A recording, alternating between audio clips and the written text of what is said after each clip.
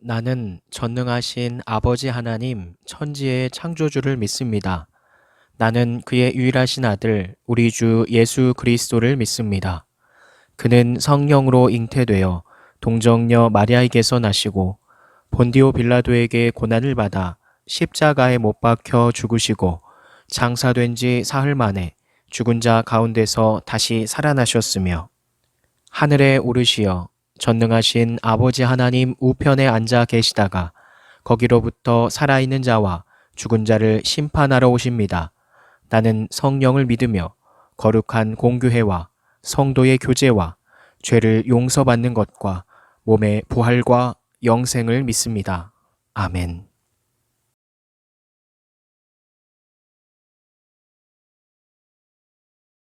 아도니아와 그와 함께한 손님들이 먹기를 마칠 때에 다 들은지라 요압이 뿔납할 소리를 듣고 이르되 어찌하여 성읍 중에서 소리가 요란하냐? 말할 때 제사장 아비아달의 아들 요나단이 오는지라 아도니아가 이르되 들어오라. 너는 용사라 아름다운 소식을 가져오는도다. 요나단이 아도니아에게 대답하여 이르되 과연 우리 주 다윗 왕이 솔로몬을 왕으로 삼으셨나이다. 왕께서 제사장 사독과 선지자 나단과 여호야다의 아들 브나야와 그렛 사람과 블렛 사람을 솔로몬과 함께 보내셨는데 그들 무리가 왕의 노새에 솔로몬을 태워다가 제사장 사독과 선지자 나단이 기온에서 기름을 부어 왕으로 삼고 무리가 그곳에서 올라오며 즐거워함으로 성읍이 진동하였나니 당신들에게 들린 소리가 이것이라. 또 솔로몬도 왕자에 앉아있고 왕의 신하들도 와서 우리 주 다윗 왕에게 축복하여 이르기를 왕의 하나님이 솔로몬의 이름을 왕의 이름보다 더 아름답게 하시고 그의 왕위를 왕의 위보다 크게 하시기를 원하나이다 하매 왕이 침상에서 몸을 굽히고 또한 이르시기를 이스라엘의 하나님 여호와를 찬송하리로다. 여호와께서 오늘 내 왕위에 앉을 자를 주사 내 눈으로 보게 하셨도다 하셨나이다.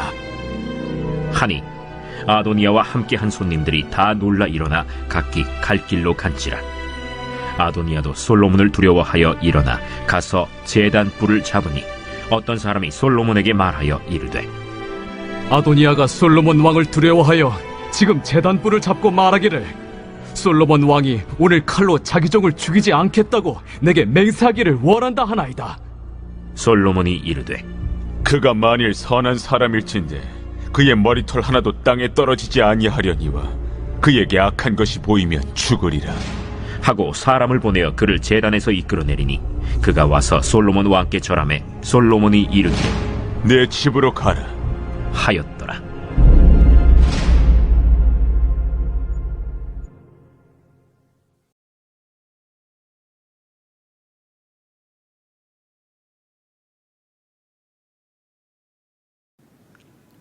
오늘 우리에게 주시는 하나님의 말씀은 열왕기상 1장 41절에서 53절까지의 말씀입니다. 우리가 이번 주에 처음 큐티했던 부분인데 오늘 이 말씀을 가지고 우리가 함께 이야기를 나눠보려고 합니다. 오늘 말씀을 보면 이 자칭 스스로 왕이라고 칭했던 이 다윗의 아들 아도니아는 이 동생 솔로몬에게 결국에는 생명을 구걸하는 비참한 신세가 됩니다. 아도니아의 이 반역자들은 솔로몬 왕을 기뻐하는 이 성 안에서의 환호 소리, 엄청난 이 소리를 듣고서 굉장히 두려워합니다. 왜냐하면 이것은 반역이 실패했다는 것을 뜻하고 자신들의 생명이 위험하다는 것을 뜻하기도 했기 때문이죠. 이렇듯 아도니아는 스스로 왕이 되려고 했지만 끝내 실패하고 목숨을 부지하기 위해서 제단 뿔을 붙잡는 그런 수치스러운 모습을 보이게 됩니다. 제단 뿔을 잡는다는 것이 왜 목숨을 부지하는 일이라면 어떤 죄인이 피고가 죄를 확정받기 전까지 혹은 죄인이지만 도망쳐서 어떠한 그 제단, 신전에 있는 그 제단의 뿔을 딱 잡았을 때는 그게 이제 율법적으로 그 사람을 함부로 죽이거나 끌어내리거나 할 수가 없습니다. 그런 이제 법칙이 있었기 때문에 아도니아가 제단의 뿔을 가서 부여 잡은 것이죠.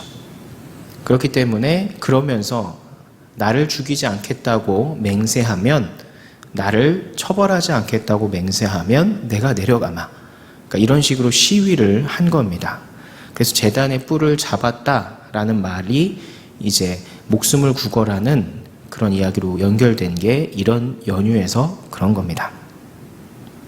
어쨌든 이 오늘의 이 말씀과 아도니아의 이 스토리를 통해서 열왕기서가 서두에 말하고자 하는 두 가지 질문이 있습니다.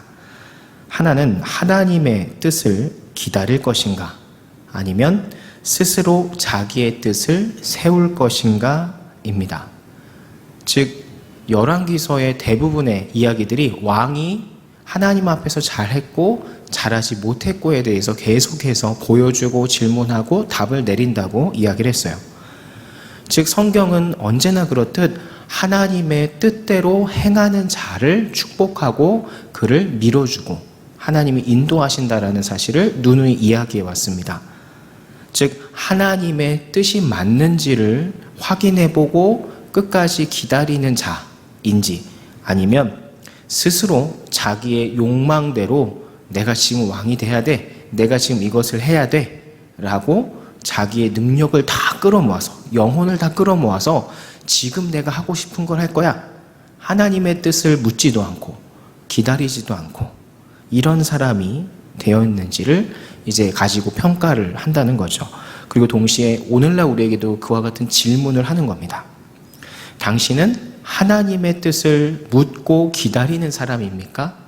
아니면 아도니아처럼 스스로 자기가 생각한 것을 하나님께 묻지도 않고 무조건 밀어붙이는, 내 마음대로만 살아가는, 하나님과 상관없이 그런 사람입니까? 라고 묻는 거죠.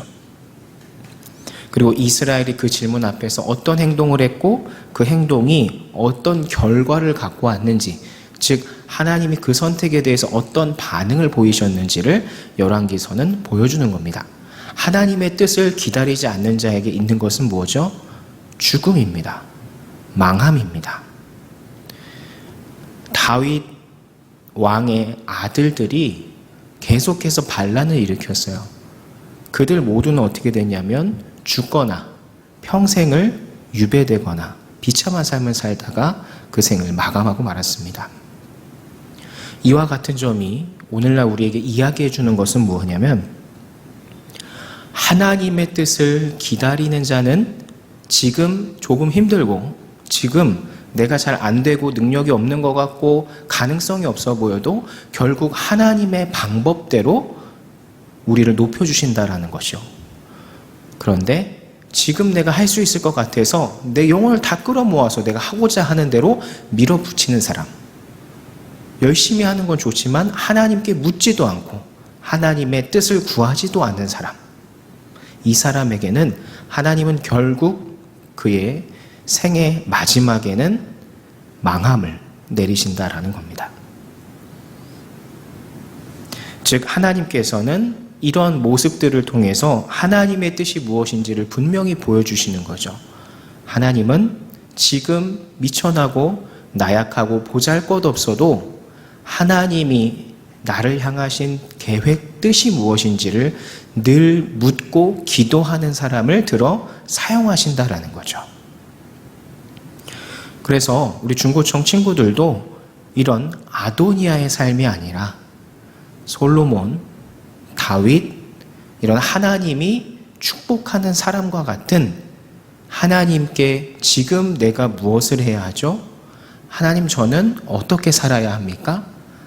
하나님, 지금 저에게 어떠한 뜻을 갖고 계십니까? 라고 늘 묻는, 즉 기도하고 하나님의 말씀을 통해서 지금 나한테 이렇게 살라고 이야기하시는구나 라고 깨닫고 실천하는 그 사람이 되라고 하나님께서는 우리에게 이야기를 하신다라는 거죠. 이런 사람이 하나님의 뜻을 기다리는 자가 되는 것이고 하나님의 말씀대로 사는 자가 되는 겁니다. 그렇기 때문에 여러분 지금 주눅들 필요도 없고, 내가 지금 남들과 비교했을 때 나는 남들이 3칸 가면 난 지금 1칸도 못 가는 것 같아. 남들이 이런 능력을 갖고 있는데 나는 아무것도 아닌 것 같아. 그런 생각과 그런 느낌을 받았다고 한다면 그것은 저 뒤쪽으로 밀어내시기 바랍니다. 왜? 하나님은 그런 사람을 들어 쓰시는 것보다 오히려 나약해 보이고 오히려 부족해 보이는 자를 업그레이드 시키셔서 놀라운 하나님의 능력으로 내가 만들었다, 이렇게 보여줄 수 있는 사람을 더 좋아하시고 더 기뻐하시기 때문이죠. 여러분이 그런 믿음의 사람이 되기를 축복합니다. 그런데 여기서 중요한 것은 뭐냐면, 하나님은 분명히 우리를 향한 계획이 있으시고, 우리가 하나님께, 하나님 제가 이것을 통해서 영광을 돌리고 싶습니다. 제가 이런 꿈이 있습니다. 이것을 이루고 싶습니다. 라고 이제 하나님께 구하는 사람을 이렇게 좋아하시고 그를 높여주시는데, 중요한 것은 뭐냐면 그것이 이루어지는, 그 크리티컬이 터지는 그 시점이 언제인지는 하나님만이 판단하시고 하나님만이 아신다라는 겁니다. 즉 우리는 그때를 알지 못하죠. 우리의 생각에는 우리가 인생을 살아갈 때 여기까지, 이 나이 때까지 내가 이걸 이루고 이 나이 때까지 내가 이걸 이루고 이렇게 할 수 있을 것 같죠. 실제로 그렇게 사는 사람도 있어요. 그런데 하나님과 상관없이 사는 삶과 하나님과 상관이시 사는 사람은 결국에는 마지막이 다르다는 거죠. 그래서 하나님 안에서 정말 이렇게 하나님께 묻고, 그리고 하나님의 이루어짐이 언제인지를 꾸준히 기다릴 수 있는 사람이 되어야 한다는 게 오늘 말씀의 포인트입니다. 왜냐하면 솔로몬과 아도니아의 운명을 가른 결정적인 것이 바로 그 기다림 때문이었던 거죠. 솔로몬은 분명히 가장 지혜롭고 모든 백성들이 좋아했고 다윗이 총애했습니다. 그렇기 때문에 언제든 마음 먹으면 먼저 반란을 일으켜서 노쇠한 다윗을 밀어내고 자기가 이 왕국을 차지할 수 있었어요. 형들보다 먼저. 그런데 그러지 않았어요. 오히려 아도니아는 그 기다림을 기다리지 못하고 결국 사고를 치고 말죠. 하나님의 뜻에 반한 행동을 해버린 겁니다. 왜? 자기가 봤을 때 나에게 군권을 가진 장군 요압과 신권, 종교권을 가진 제사장 아비아들과 그 휘하들이 다 나에게 있네? 야, 이건 끝난 게임인데? 이러고 밀어붙였다라는 거죠. 자기 생각엔 다 될 것처럼 보이죠. 그런데 그 될 것 같은 싸움을 하나님께서 어떻게 하셨어요? 뒤집어 버리셨어요. 즉 이와 같이 기다림을 견디지 못하는 사람은 결국 하나님 뜻에 반한 삶을 살게 되고 하나님의 축복받는 삶을 살지 못하게 되는 겁니다. 그러므로 오늘날 우리가 중요한 것은 기다림이 우리에게 찾아왔을 때 그 기다림을 지혜롭게 넘길 줄 알고 기다릴 수 있는 그런 인내심, 그런 믿음이 우리 안에 있어야 한다는 거죠. 그런 기다림은 때론 우리의 마음을 힘들게 하고요, 우리의 생활을 힘들게 하고 우리의 관계를 힘들게 합니다. 물질이 없는 것을 견뎌야 할 때가 있고, 사람과의 관계가 틀어진 걸 견뎌야 할 때가 있고, 또 여러 가지 건강이 안 좋은 것을 견뎌야 할 때도 있고, 계속된 실패의 삶을 견뎌야 할 때도 있어요. 그런데 내가 하나님한테 이 상황에 대해서, 하나님, 제가 이런 상황 가운데 있는데 너무 힘이 듭니다 라고 기도했을 때 하나님께서 내게 평안한 마음을 주시고 혹은 나에게 말씀을 주시는데 걱정하지 말아라, 나만 믿어라 라는 그런 메시지를 나에게 주신다고 한다면, 그것은 하나님께서 뜻하신 바가 있어서 기다림을 허락하셨다라고 여러분이 생각을 하면 됩니다. 지금 내가 이 힘든 것도 내가 단련하기 위한 것이고, 이 터널을 지나면, 이 기다림을 지나면 하나님의 뜻에 맞는 길을 내가 걸어갈 수 있구나. 그런데 그 기다림 가운데 중요한 것은 믿음이에요. 이 기다림의 터널을 기다리는 가운데, 지나가는 가운데 하나님께 꾸준히 예배하고 하나님께 기도하고 말씀으로 응답받는 이 삶을 계속적으로 믿음을 갖고 우리가 해 나아가야지, 그것이 끊기고 하면 그 기다림이란 터널이 언제 끝날지 모르는 거죠.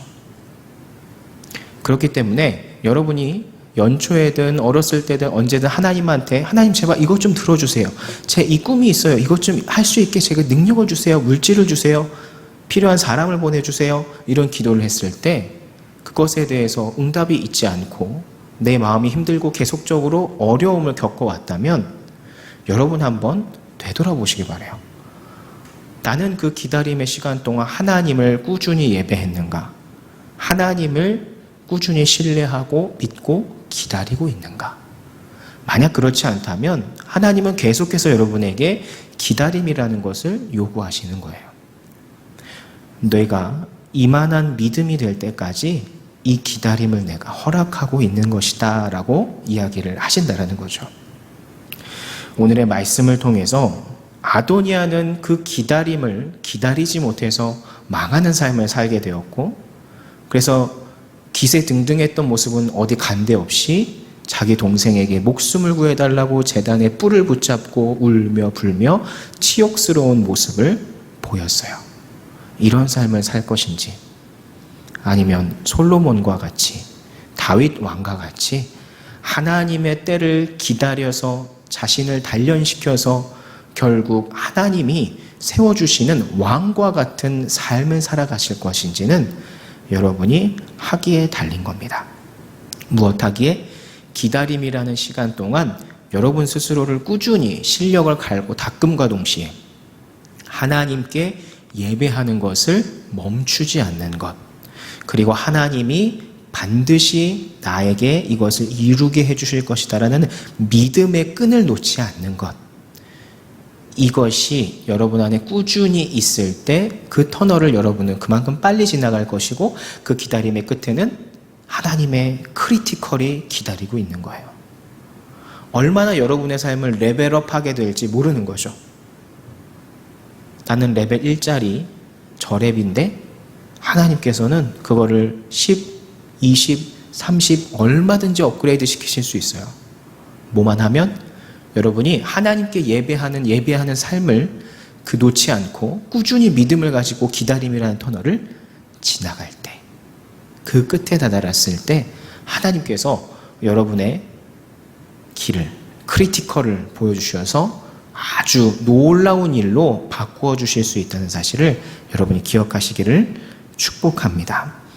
여러분들이 한 주 동안 살아가면서 지금까지 내가 지내왔던 이 일들을 잘 생각해 보면서 나는 이 기다림의 시간 동안 얼마나 하나님을 믿고 신뢰하며 살아왔는가, 하나님께 믿음을 보이며 살아왔는가, 예배를 정말 내가 소중하게 생각하며 살아왔는가 라는 스스로의 질문을 하시고, 그 질문을 통해서 내가 이런 부분이 부족했구나 라고 한다면 그것을 고쳐나가서 이 기다림이라는 시간을 지나면서 하나님의 놀라운 크리티컬 레벨업을 통해서 여러분들의 목표한 바를 하나님과 함께 이루어가는 그런 놀라운 일을 경험하는 우리 중고청 모두가 되기를 축원합니다. 기도합니다. 하늘에 계신 우리 아버지, 아버지 이름을 거룩하게 하시며 아버지의 나라가 오게 하시며 아버지의 뜻이 하늘에서와 같이 땅에서도 이루어지게 하소서. 오늘 우리에게 일용할 양식을 주시고 우리가 우리에게 잘못한 사람을 용서하여 준 것 같이 우리 죄를 용서하여 주시고 우리를 시험에 빠지지 않게 하시고 악에서 구하소서. 나라와 권능과 영광이 영원히 아버지의 것입니다. 아멘.